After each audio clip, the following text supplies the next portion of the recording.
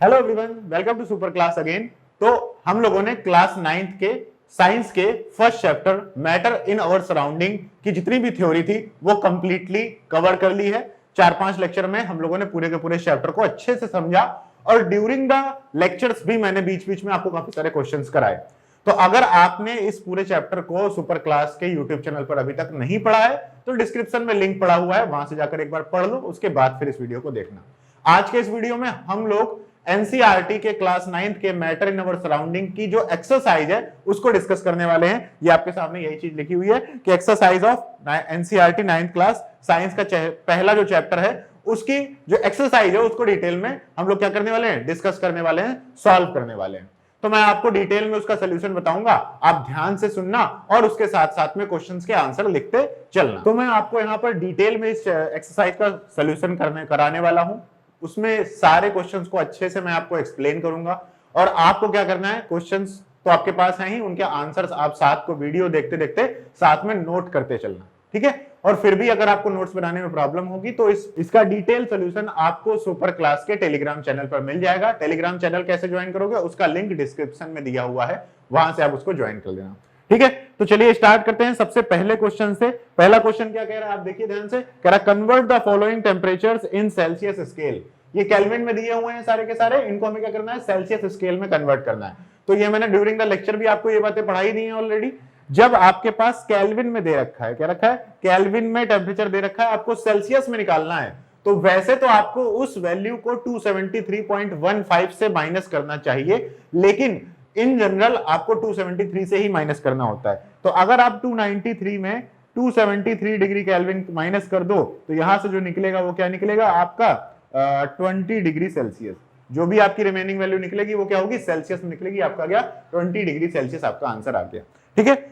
Next है 470। तो 470 में भी आपको 273 केल्विन माइनस करना है और माइनस करके जो भी आपकी वैल्यू आएगी वो आप यहां लिख लेंगे, ठीक है। देखो 274 यहां पे आना चाहिए 200 और यहां पे 297, ठीक है। 297 डिग्री सेल्सियस आपका क्या होगा, टेम्परेचर होगा सेकंड वाले का, ठीक है। बस 273 आपको माइनस करना है, बस एक बार चेक कर लेना सही मैंने माइनस किया है कि नहीं किया, ठीक है। इसके बाद ये दो ऑप्शन ही आई थिंक आपके एनसीईआरटी में दिए हुए हैं, दो ऑप्शन मैंने और ऐड करा दिए ताकि ज्यादा प्रैक्टिस कर पाओ आप। एक है 373 में 273 माइनस करोगे तो ये हो गया आपका क्या, 100 डिग्री सेल्सियस। तो अगर मैं आपसे पूछूं boiling point of water in kelvin तो क्या आप बताओगे, 373 केल्विन टेम्परेचर होता है। इन डिग्री सेल्सियस तब आप बताओगे 0 डिग्री सेल्सियस, लेकिन केल्विन में कितना होता है, 373 केल्विन, ओके। ये बात ध्यान रखना। 105 में आपको क्या करना है, 273 केल्विन माइनस करना है। तो क्या आएगा इससे आपका भाई, क्या इससे आएगा, देख लो बेटा, ध्यान से बता दो क्या आएगा। 105 इसमें से माइनस करने हैं तो 105 माइनस करोगे तो 2 और 268 168 माइनस 168, ठीक है। तो माइनस 168 डिग्री सेल्सियस आपका टेम्परेचर है। ये बिल्कुल आसान है, ठीक है, कुछ इसमें स्पेशल नहीं था। इसी तरीके से convert the following temperature to the Kelvin scale, आप इसको खुद करेंगे, आपको 273 ऐड कर देना है, बस 273 क्या कर देना है, ऐड कर देना है, और कुछ नहीं करना, ठीक है। नेक्स्ट क्वेश्चन देखो आपके सामने दिया हुआ, तो थर्ड क्वेश्चन क्या है आपकी एनसीईआरटी का, देखो ध्यान से पढ़ो पॉज करके। कह रहा है give the reason for the following observation. जिसमें पहला ऑब्जर्वेशन क्या है कि naphthalene ball disappear with time. Naphthalene की जो बॉल्स होती हैं वो टाइम के साथ क्या हो जाती हैं, डिसअपीयर हो जाती हैं, without leaving any solid, without leaving any solid. भाई नेफ्थलीन की जो बॉल्स होती है ना वो कुछ इस तरह की ही होती हैं, व्हाइट कलर की ही होती हैं, ठीक है। नेफ्थलीन की बॉल्स अगर आप जाओगे कहीं पर, मतलब मेडिकल स्टोर में जाकर परचेस करने की कोशिश करोगे तो मिल जाएगा आसपास, इतना बड़ा केमिकल कंपाउंड नहीं है ये लगभग व्हाइट बॉल्स की तरीके ही होता है। इनको अगर आप खुला छोड़ दो ना तो खुला छोड़ने पे क्या होता है, ये एकदम से गायब हो जाते हैं, धीरे धीरे धीरे छोटा होगा गायब हो जाएगा। तो यहां पर एक्चुअली इसके पीछे का रीजन क्या होता है, ये सब्लिमेट कर जाता है। Due to sublimation solid naphthalene balls convert directly to the gaseous state and it seems like कि balls have been disappeared but they actually changed their state from solid state to gaseous state। बस simple सा यही answer है, और कुछ नहीं है इसमें, ठीक है। नेक्स्ट कह रहा है कि we can get the smell of perfume sitting several meters away। Perfume में ऐसी क्या बात होती है कि परफ्यूम अगर कहीं एक जगह छिड़का जाए तो बहुत दूर तक महकता है, ऐसी क्या बात है। तो परफ्यूम क्या होता है, परफ्यूम के जो पार्टिकल्स होते हैं परफ्यूम के पार्टिकल्स आपके एयर पार्टिकल के साथ आसानी से अच्छे से क्या हो जाते हैं, घुल मिल जाते हैं, आसानी से घुल मिल जाते हैं। तो यहां पर क्या होता है, actually due to the diffusion of, diffusion word use करेंगे हम, क्या वर्ड यूज करेंगे, डिफ्यूजन, कि यहां पर क्या हो रहा है, डिफ्यूजन हो रहा है, अपने मन से मिक्सिंग हो रही है ना, self mixing of perfume particles and air particles happens and diffusion take place and due to the higher kinetic energy किसकी, of perfume particles in the atmosphere they reaches away from their source and we can like smell them sitting several meters away, ठीक है, due to diffusion is the main answer, okay, and high kinetic energy, ये दो बातें आपको जरूर लिखनी होती है, ठीक है, जो मेन पॉइंट्स होते हैं वो आपको जरूर लिखने होते हैं, ठीक है भाई। इसके बाद नेक्स्ट क्वेश्चन आपसे क्या पूछा हुआ था, कह रहा है कि arrange the following substance in increasing order of force of attraction between particles. ये तीन आपके क्या कहते हैं सब्सटेंस दिए हुए हैं, जिसमें से कौन कौन है, एक वाटर है, शुगर है और दूसरा क्या है, ऑक्सीजन है। इन तीनों के पार्टिकल्स के बीच का फोर्स ऑफ अट्रैक्शन के आधार पर हमें क्या करना है, कंपैरिजन करना है। फोर्स ऑफ अट्रैक्शन के आधार पर हमें इनका कंपैरिजन करना है। तो भाई देखो, पहले तो तुम जिसको देखोगे क्वेश्चन को तो तुम्हें लगेगा कि यार ये मतलब कैसे होगा, ठीक है, फोर्स ऑफ अट्रैक्शन हम कैसे पता करते हैं। तो फिर तुम्हें मैं बताऊंगा कि तुम्हें इस क्वेश्चन को एक्चुअली सोचना क्या है, आपको इस क्वेश्चन को सॉल्व करने का तरीका कैसे लेना है। देखो, जब तुम्हारे पास 3-4 चीजें आ जाए और तुमसे कहे कि इनके पार्टिकल्स के बीच का फोर्स ऑफ अट्रैक्शन पता करो, तो बताओ बहुत तरीके हो सकते हैं। एक तो पहले तुम ये पता करो, सबसे पहली बात तो ये पता करो कि इनमें से कौन सॉलिड है, कौन लिक्विड है, कौन गैस है। अगर solid solid solid liquid liquid gas तीनों अलग अलग स्टेट में है तो तुम सीधा बता सकते हो कि सॉलिड वाले पार्टिकल्स के बीच में फोर्स ऑफ अट्रैक्शन ज्यादा होगा, जो लिक्विड में होगा सॉरी उसका फोर्स ऑफ अट्रैक्शन किससे कम होगा भाई, सॉलिड से कम होगा, और जो गैसेस स्टेट में पाया जाता होगा उसका सबसे कम होगा। तो भाई जो आपका ये वाटर है, वाटर किस में पाया जाता है, लिक्विड स्टेट में, तो वाटर लिक्विड स्टेट में पाया जाता है, इसका मतलब क्या हो गया कि वाटर लिक्विड है, चलो ठीक है। शुगर क्या है, ये सॉलिड स्टेट में पाई जाती है, तो ये क्या है, सॉलिड है। और ऑक्सीजन क्या होती है, गैस होती है, तो गैस स्टेट में। अब तुम खुद ही बता दो, अब तुम वाटर, शुगर और ऑक्सीजन ना देखो, अब तुम सॉलिड, लिक्विड और गैस को देखो। तो सबसे पहले कौन आएगा, solid, then liquid, then gas. तो इसका मतलब हो गया सबसे ज्यादा होगा किसमें, शुगर में, ठीक है, देन होगा आपके वाटर में, और सबसे कम किसमें होगा, ऑक्सीजन में, ठीक है। इस तरीके से आप क्या कर सकते हैं, स्टेट ऑफ मैटर पता कर सकते हैं पार्टिकल्स के इनके। अच्छा, फोर्स ऑफ अट्रैक्शन क्या कर सकते हैं, आप पता कर सकते हैं। फोर्स ऑफ अट्रैक्शन का हम लोगों को क्या करना था, इंक्रीजिंग ऑर्डर पूछा हुआ था। तो देखो यहां पे एक गलती करी हम लोगों ने, आप में से किसी को भी पॉज करके बताना कि क्या गलती करी है। हमें इंक्रीजिंग ऑर्डर लिखना था, हम लोगों ने डिक्रीजिंग ऑर्डर लिख दिया है, ठीक है। तो हम लोग इस चीज को करेक्ट कर लेते हैं। अभी आपके स्कूल में या फिर आपके कहीं पर भी टेस्ट कुछ भी दोगे तो ये बहुत इंपॉर्टेंट होता है कि पूछ जो रहा है वही बताना होता है, ठीक है। ये कौन सा ऑर्डर है, ये डिक्रीजिंग ऑर्डर है। डिक्रीजिंग ऑर्डर क्यों है, क्योंकि फोर्स ऑफ अट्रैक्शन यहां सबसे ज्यादा है राइट में, फिर कम हो रहा है, फिर कम हो रहा है। हमको कैसे लिखना है, सबसे कम वाला फोर्स ऑफ अट्रैक्शन, देन उससे ज्यादा, देन सबसे ज्यादा। तो हम लोग ऐसे लिखेंगे, कैसे, ऑक्सीजन, और एरो ये बदल देंगे लेस देन वाला, इसके बाद आएगा वाटर, और इससे कम क्या हो जाएगा आपका, शुगर। बताइए कोई दिक्कत इसमें, अब क्लियर है ना ये बात हम लोगों को, ठीक है। तो ये सही आंसर है, करेक्ट आंसर है, ठीक है। This is wrong answer as per your question, first is wrong answer, second is the correct answer. तो इन बातों का भी आपको ध्यान रखना आज से ही।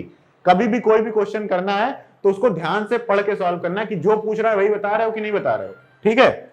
ये बात क्लियर हो गई हमें। अब अगर मान लो कि मैं इसके अलावा भी, अगर तुम्हारे पास मान लो 4 ऑप्शन दिए जाए, 4 ऑप्शन में से 2 सॉलिड हो, 1 लिक्विड हो, 1 गैस हो, तो लिक्विड और गैस का तो कंपैरिजन कर लोगे, लेकिन 2 सॉलिड का आपस में कंपैरिजन कैसे करोगे कि किसमें फोर्स ऑफ अट्रैक्शन सबसे ज्यादा है, बताओ किसमें करोगे।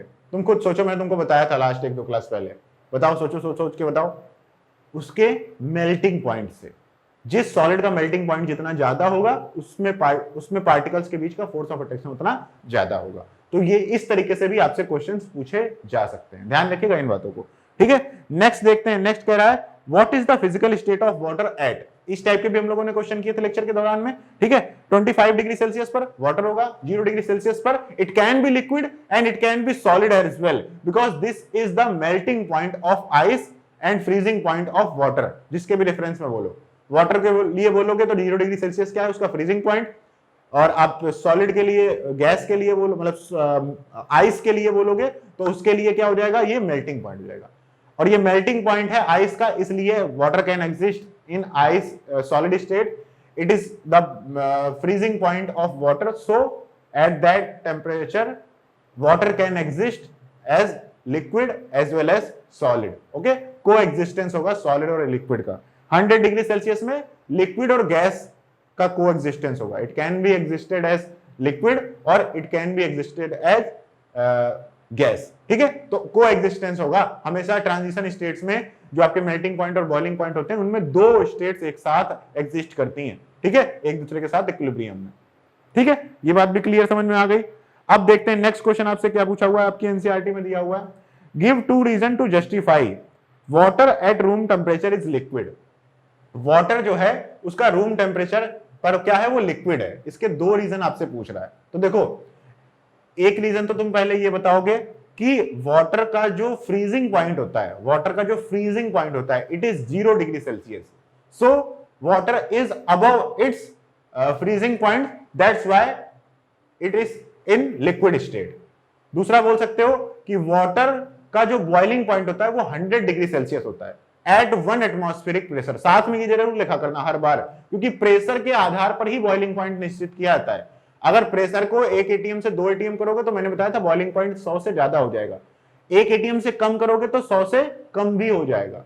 ठीक है, ये बात ध्यान रखना, हमेशा at this temperature, at this atmospheric pressure साथ में लिखा करना। ठीक है, इससे तुम्हारा जो लिखने का जो चेक करेगा ना तुम्हारी कॉपी, उसे आइडिया होगा कि तुम्हें बेटर अंडरस्टैंडिंग है कौन टॉपिक की। ठीक है, ये बात क्लियर है। तो 0 डिग्री सेल्सियस से ज्यादा है टेम्परेचर, दूसरा बताना 100 डिग्री सेल्सियस से कम है टेम्परेचर, तो वेपर में भी नहीं कन्वर्ट हो रहा है। और दूसरा, एक तीसरा रीजन ये भी बता सकते हो कि the vapour pressure of water at room temperature is less than atmospheric pressure, so it cannot be converted to gas at this temperature, and the freezing point of water is also 0 degree Celsius, so freezing point से ज्यादा है इसलिए liquid state में है, और उसका जो vapour pressure है वो 1 एटीएम से कम है रूम टेम्परेचर पर, इस वजह से वो गैस में नहीं बदल रहा है, इस वजह से वो गैस में नहीं बदल रहा है, that's why it exist as liquid in room temperature. आ रही बात क्लियर समझ में? ना समझ में आया तो वीडियो को पीछे करके एक बार फिर से पूरी बात को ध्यान से सुन लेना। ठीक है, अब नेक्स्ट आगे की बात करते हैं। नेक्स्ट क्या है, ये अगला क्वेश्चन यही है, जस्टिफाई करना है। An iron almirah is solid at room temperature, ये क्यों होता है ऐसा? तो भाई बता देना, due to very high force of attraction the melting point of iron is like, जो भी बताना है, इज अबव रूम टेम्परेचर। ठीक है, so that's why it exist as, वही दोनों बातें जो मैंने तुमको बताई है ना, एक तो वेपर प्रेशर वाली बता देना और एक बॉइलिंग पॉइंट मेल्टिंग पॉइंट वाली बता देना बस। और बहुत खतरनाक फोर्स ऑफ अट्रैक्शन होता है, इस वजह से भी वो मतलब सॉलिड स्टेट में पाया जाता है। इन बातों को तुम लिख देना, हो जाएगा तुम्हारा काम। ठीक है, इसके बाद नेक्स्ट क्वेश्चन क्या है, what is ice, why ice at 273 kelvin more effective in cooling than water at same temperature. कह रहा है कि आपका जो आइस है, जैसे मान लो कि तुम्हें क्या करना है, कूलिंग करानी, किसी चीज को ठंडा करना है, तो तुम्हारे पास एक बर्तन में 0 डिग्री सेल्सियस का पानी हो और दूसरे बर्तन में तुम्हारे पास 0 डिग्री सेल्सियस पे बर्फ हो, और तुम्हें मान लो अपना फोन ठंडा करना है या कोई भी चीज ठंडी करनी है, उसको उसमें डिप करके ठंडा कराना चाहते हो, तो कौन ज्यादा ठंडा करेगा आपके ऑब्जेक्ट को, वाटर करेगा या फिर आइस करेगी? है तो दोनों ही 0 डिग्री सेल्सियस पर।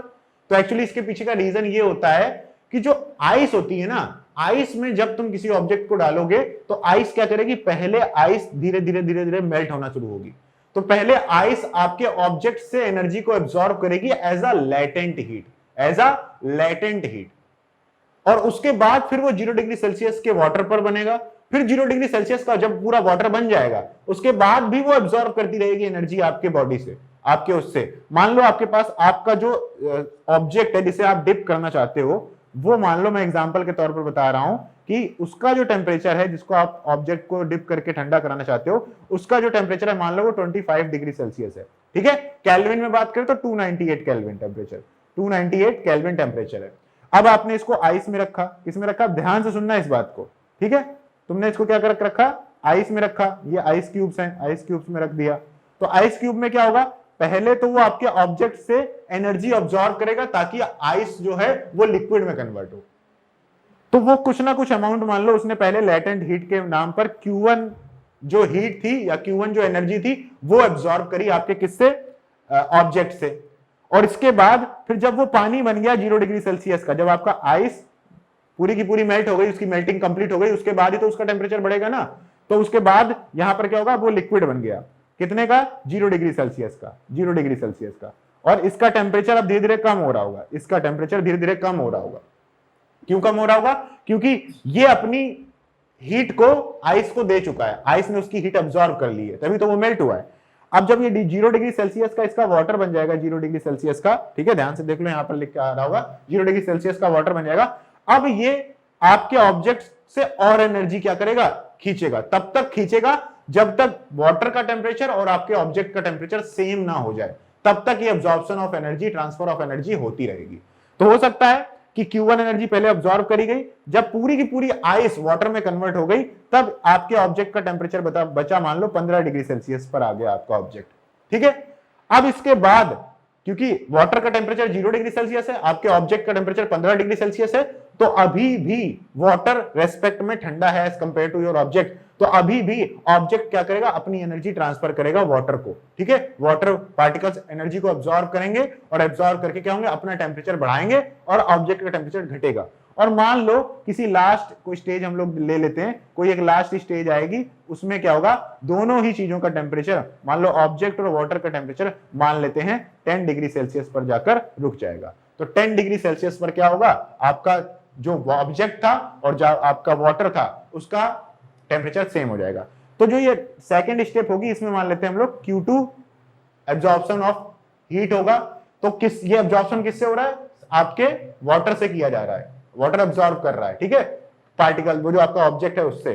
तो देखो, अगर आपने अपने ऑब्जेक्ट को आइस में डाला तो उस ऑब्जेक्ट से Q1 प्लस Q2 एनर्जी क्या होगी, Q1 plus Q2 energy transfer होगी किसमें, आइस में, भाई मतलब वाटर पार्टिकल्स में, या फिर वाटर, हाँ वाटर पार्टिकल्स बोलो। इसके बाद अगर आपने उसको 0 डिग्री सेल्सियस की आइस में ना डालकर आपने सिर्फ वाटर में डाला होगा, तो सिर्फ इतना चेंज ही होगा, तब तो सिर्फ इतना ही चेंज होगा ना, पहले वाला तो होगा ही नहीं, सिर्फ इतना ही चेंज होगा। तो इसका मतलब क्या हो गया कि अगर मैंने बर्फ में डाला, अगर मैंने आइस में डाला, तो मैं ज्यादा एनर्जी रिलीज एब्जॉर्ब कर लूंगा अपने ऑब्जेक्ट से एज कंपेयर टू वाटर में डालूंगा। तो इसका मतलब क्या हो गया कि जिससे जो मतलब जहां ज्यादा एनर्जी रिलीज करी जाएगी ऑब्जेक्ट के द्वारा, वहां पर उसका टेम्परेचर ज्यादा फॉल करेगा। तो यहां पर देखो 15 से 10 हुआ, लेकिन अगर यहां पे डालोगे तो 25 से 10 हो जाएगा, तो ज्यादा कूलिंग इफेक्ट शो करेगा आइस आपका, ठीक है। वही लेटेंट हीट का ही खेल है सारा का सारा, ठीक है, और कुछ अलग नहीं है। नेक्स्ट क्वेश्चन आपसे क्या कह रहा है, सेम उसी कॉन्सेप्ट पर नेक्स्ट क्वेश्चन है आपका, क्या कह रहा है, What produces more severe burn, boiling water और steam? उबलता हुआ पानी आपके हाथ में गिर जाए या फिर 100 डिग्री सेल्सियस की अगर भाप आपके हाथ में लग जाए, तो दोनों में से कौन ज्यादा आपको सीवियर बर्न करेगा। तो सीधी सी बात है, जो स्टीम होगी, स्टीम वाले पार्टिकल्स की एनर्जी ज्यादा होगी as compare to 100 degree Celsius पर बॉयल होता हुआ वाटर, क्योंकि 100 डिग्री सेल्सियस पर बॉइल्ड होते हुए वाटर के पास जो एनर्जी होगी और जो स्टीम होगी, इनके बीच में डिफरेंस होगा। स्टीम वाले पार्टिकल्स क्या होंगे, ज्यादा गर्म होंगे, क्योंकि उन्होंने वो लेटेंट हीट अब्सॉर्ब करी है, तब जाके वो कन्वर्ट हो रहे हैं। 100 डिग्री सेल्सियस पर तो आ ही गए थे, लेकिन 100 डिग्री सेल्सियस पर वो पार्टिकल तब भी वाटर ही बने हुए थे, फिर उनको और एनर्जी जब दी, तब वो जाकर क्या हुए, वेपर में कन्वर्ट हुए। So vapour particles have more energy as compare to the boiling water particles. So higher the energy of steam particles, higher is the temperature of steam particles, so higher will be the burn effect on your body or any subject if we will get steam. Okay, so severe burns किससे होंगे, steam से होंगे, ज्यादा energy होगी उनके पास, क्योंकि उन्होंने latent heat भी absorb कर रखी होगी अपने पास, ठीक है। नेक्स्ट क्वेश्चन कह रहा है, what produces more severe burn, water और steam, ये तो हो गया अपना। अब इसके बाद ये लास्ट क्वेश्चन है आपका, ठीक है, ये मैंने इमेज तो एनसीईआरटी से ही पूरी उठा ली, ठीक है। इसमें क्या कह रहा है कि ABCDEF जो है फॉलोइंग डायग्राम में चेंज इन स्टेट में चेंज हो रहा है और उनका नाम नेमिंग करनी है आपको, इनकी क्या करनी है, आपको नेमिंग करनी है। तो कैसे नेमिंग करेंगे, जरा देखो ध्यान से। राइट वाला जो एरो है, इसमें इसने क्लियरली बता दिया है कि राइट वाले एरो का मतलब है कि आप क्या कर रहे हो, हीट को इंक्रीज कर रहे हो हीट को क्या कर रहे हो आप, इंक्रीज कर रहे हो या फिर प्रेशर को डिक्रीज कर रहे हो। हीट को इंक्रीज करने का मतलब क्या है कि या तो आप कह दो कि आप हीटिंग कर रहे हो, या तो दूसरा आप काम क्या कह दो कि आप कह दो कि आप प्रेशर डिक्रीज कर रहे हो। प्रेशर डिक्रीज करने से भी बॉइलिंग हो जाती है, या फिर मतलब एक तरीके से सॉलिड से लिक्विड, लिक्विड से गैस की तरफ कन्वर्जन होता है जब प्रेशर को कम किया जाता है। मैंने बताया नहीं था कि जब आप एटमॉस्फेरिक प्रेशर को कम कर दोगे तो वाटर कम टेम्परेचर पे बॉइल करने लगेगा। ठीक है, तो इसका मतलब है वाटर से वो लिक्विड स्टेट से गैसियस स्टेट की तरफ कन्वर्ट होने लगेगा। तो चाहे आप इंक्रीज करो हीट या चाहे आप डिक्रीज करो प्रेशर, दोनों ही केस में अगर सॉलिड होगा तो वो लिक्विड की तरफ बढ़ पड़ेगा, लिक्विड होगा तो वो गैस की तरफ बढ़ पड़ेगा। ठीक है, चलिए तो इसका मतलब है, चलिए ध्यान से देखिए, ए को देखते हैं, ए क्या है, ए को देखते हैं। ठीक है, ए में कह रहा सॉलिड है और सॉलिड से वो लिक्विड बना, सॉलिड को हीट किया और सॉलिड से वो क्या बन गया, लिक्विड बन गया। तो इसे क्या बोलेंगे, सॉलिड लिक्विड में कन्वर्ट होता है, इस प्रोसेस को क्या बोलते हैं, सोचो सोचो सोचो, फ्यूजन बोलते हैं। सही बोला तुमने, फ्यूजन। तो ए हो गया फ्यूजन। इसके बाद नेक्स्ट क्या कह रहा है, जो आपका लिक्विड से ये कन्वर्जन हो रहा है गैस में, लिक्विड से गैस में कन्वर्जन हो रहा है बी। तो लिक्विड से गैस कन्वर्ट होने का मतलब क्या है, वेपोराइजेशन। B is vaporisation. ठीक है, वेपोराइजेशन हो गया।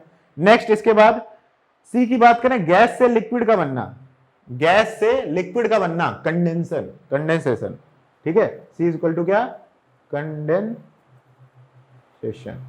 कंडेंसेशन हो गया, कंडेंस हो रही है गैस, गैस कंडेंस होकर किसमें हो रही है, कन्वर्ट हो रही है आपके लिक्विड में। अब लिक्विड क्या हो रहा है आपका, लिक्विड सॉलिड में कन्वर्ट हो रहा है, तो इसे क्या बोलते हैं, डी क्या होगा, सॉलिडिफिकेशन। डी क्या होगा, सॉलिडिफिकेशन। डी क्या होगा, सॉलिडिफिकेशन, सॉलिडिफिकेशन। ठीक है, इसके बाद देखो एक बोला है उसने सॉलिड से डायरेक्टली गैस में कन्वर्ट हो जाना, ई। ई है सॉलिड से लिक्विड का डायरेक्टली कन्वर्जन, तो ये पता ही है, सब्लिमेशन बोलते हैं इसको। क्या बोलते हैं, सब्लिमेशन। इसके बाद गैस का डायरेक्टली सॉलिड में कन्वर्ट हो जाना, एफ। एफ क्या होगा आपका, गैस का सॉलिड में कन्वर्जन क्या होता है बताओ, गैस का सॉलिड में कन्वर्जन का मतलब होता है ये डिपोजिशन, डिपॉजिट हो गई आपकी गैस। ठीक है, तो डिपोजिशन, तो ये क्या होगा, डिपोजिशन हो गया। तो बस ये टोटल 9 क्वेश्चन थे आपके एनसीईआरटी के एक्सरसाइज में, वो हम लोगों ने सारे डिस्कस कर लिए। अलग अलग टाइप के क्वेश्चंस भी मैंने आपको कराए हुए हैं।